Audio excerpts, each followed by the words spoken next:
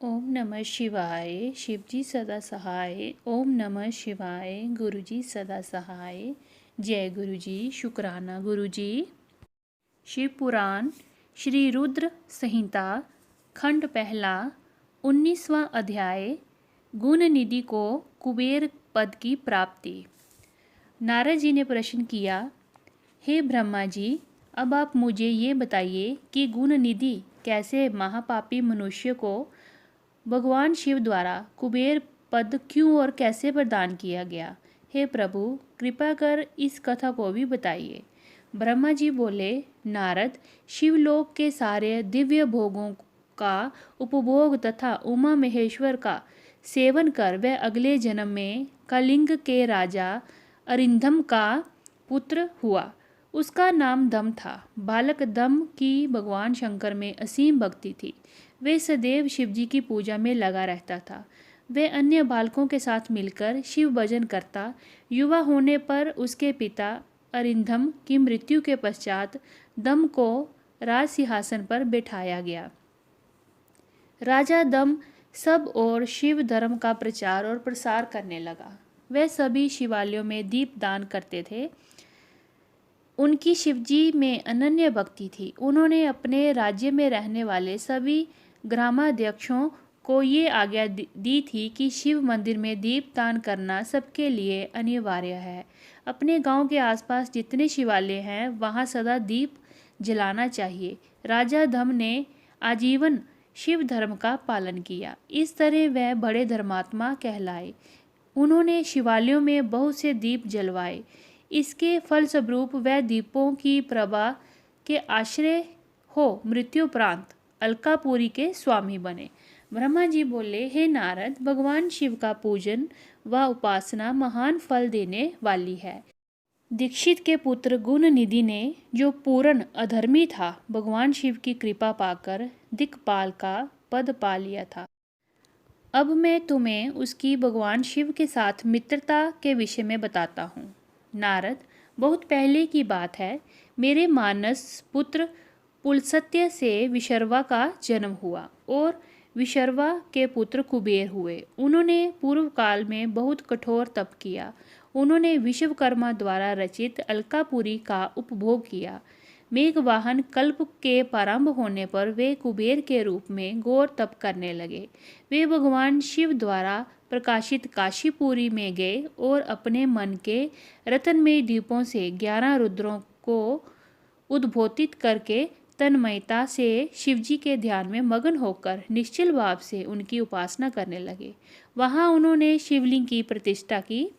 उत्तम पुष्पों द्वारा शिवलिंग का पूजन किया। कुबेर पूरे मन से तप में लगे रहते थे।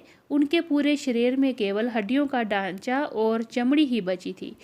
इस प्रकार उन्होंने 10,000 वर्षों तक तपस्या की। तत्पश्चात भगवान शिव अपनी दिव्य शक्ति उमा के भव्य रूप के साथ कुबेर के पास गए। अलकापति कुबेर मन को एकाग्र कर शिवलिंग के सामने तपस्या में लीन थे। भगवान शिव ने कहा, अलकापते, मैं तुम्हारी भक्ति और तपस्या से प्रसन्न हूँ। तुम मुझसे अपनी इच्छा अनुसार वर मांग सकते हो। ये सुनकर जैसे ही कुबेर ने आंखें खोली तो उन्हें अपने सामने भगवान नीलकंठ खड़े दिखाई दिए। उनका तेज सूर्य के समान था। उनके मस्तक पर चंद्रमा अपनी चांदनी बिखेर रहा था। उनके तेज से कुबेर की आंखें चौंधिया गईं। तत्काल उन्होंने अपनी आंखें बंद कर लीं। वे भगवान शिव से बोले, भगवान, मेरे नेत्रों को वे शक्ति दीजिए जिससे मैं आपके चरणारविंदों का दर्शन कर सकूं।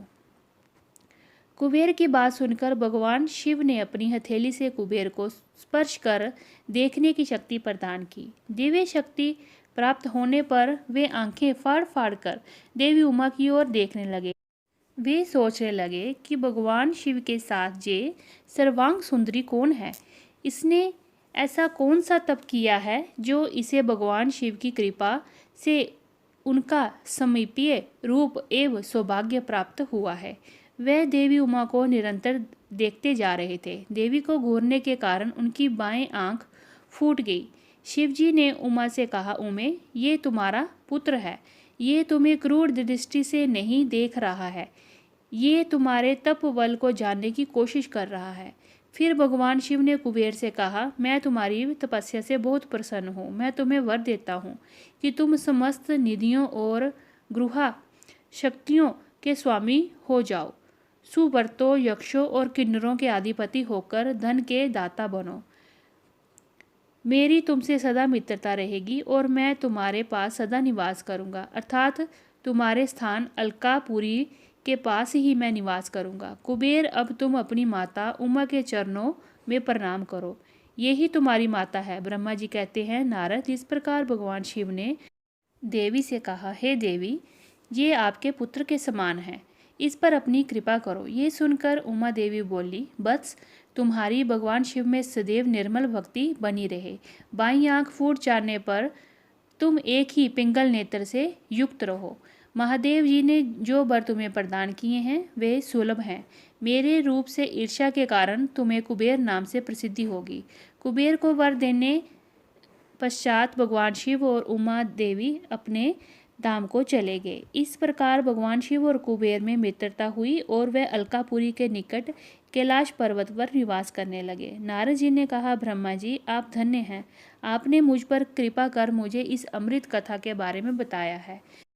निश्चय ही शिव भक्ति दुखों को दूर कर समस्त सुख प्रदान करने वाली है। इति श्री 19वां अध्याय समापत। 20वां अध्याय भगवान शिव का कैलाश पर्वत पर गमन। ब्रह्मा जी बोले, हे नारद मुनि, कुबेर के कैलाश पर्वत पर तप करने से वहां पर भगवान शिव का शुभ आगमन हुआ। कुबेर को वर देने वाले विश्वेश्वर शिव जब निधिपति होने का वर देकर अंतर्ध्यान हो गए, तब उनके मन में विचार आया कि मैं अपने रुद्र रूप को, जिसका जन्म ब्रह्मा जी के ललाट से हुआ है और जो संहारक हैं, कैलाश पर्वत पर निवास करूंगा। शिव की इच्छा से कैलाश जाने के इच्छुक रुद्रदेव ने बड़े जोर जोर से अपना डमरू बजाना शुरू कर दिया। वह ध्वनि उत्साह बढ़ाने वाली थी। डमरू की ध्वनि तीनों लोकों में गूंज रही थी। उस ध्वनि को सुनने वालों को अपने पास आने का आग्रह किया। उस डमरू ध्वनि को सुनकर ब्रह्मा, विष्णु आदि सभी देवता, ऋषि मुनि, वेद शास्त्रों को जानने वाले सिद्ध लोग बड़े उत्साहित होकर कैलाश पर्वत पर पहुंचे। भगवान शिव के सारे पार्षद और घनपाल जहाँ भी थे वे कैलाश पर्वत पर पहुंचे। साथ ही असंख्य गणों सहित अपनी लाखों करोड़ों भयावनी भूत प्रेतों की सेना के साथ स्वयं शिवजी भी वहां पहुंचे। सभी घनपाल सहस्रों भुजाओं से युक्त थे। उनके मस्तक पर जटाएं थी। सभी चंद्रचूड़, नीलकंठ और त्रिलोचन थे। हार, कुंडल, केयूर तथा मुकुट से वह अलंकृत थे। भगवान शिव ने विश्वकर्मा को कैलाश पर्वत पर निवास करने की आज्ञा दी। अपने भक्तों के रहने के लिए योग्य आवास तैयार करने का आदेश दिया। विश्वकर्मा ने आज्ञा पाते ही अनेकों प्रकार के सुंदर निवास स्थान बना दिए। उत्तम मुहूर्त में उन्होंने वहां प्रवेश किया। इस मधुर बेला पर सभी देवताओं, ऋषि मुनियों और सिद्धों सहित ब्रह्मा और विष्णु जी ने शिव जी व उमा का अभिषेक किया। विभिन्न प्रकार से उनकी पूजा अर्चना और स्तुति की। प्रभु की आरती उतारी। उस समय आकाश में फूलों की वर्षा हुई। इस समय चारों ओर भगवान शिव तथा देवी उमा की जय जयकार हो रही थी।